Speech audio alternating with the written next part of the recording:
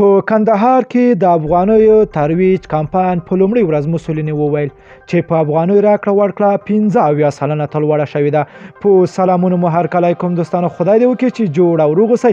د مطلب د شرکتونو مخکې دغه ویډیو یو ځل تر پای وګورئ.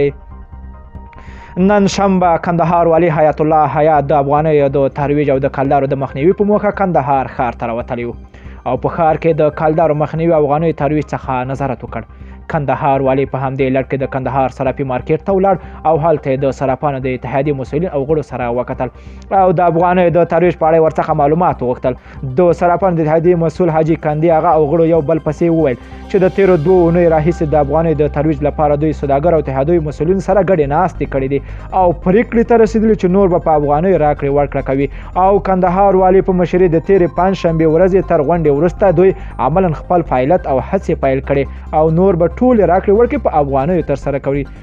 کندي هغه زیاته کړه دوی ټولو سوداګرو څخه غوښتنه کړې تر نن وروسته دوی ته د کلدارو حوالې نه وړاندې کوي ترڅو په ګډه د افغانیو د ترویج په همکارۍ وشي. او همدارنګه ویل چې د افغانیو بانک نوټونه د کمښت په صورت کې دوی افغانستان بانک ورسره بشپړه همکاري وکړي.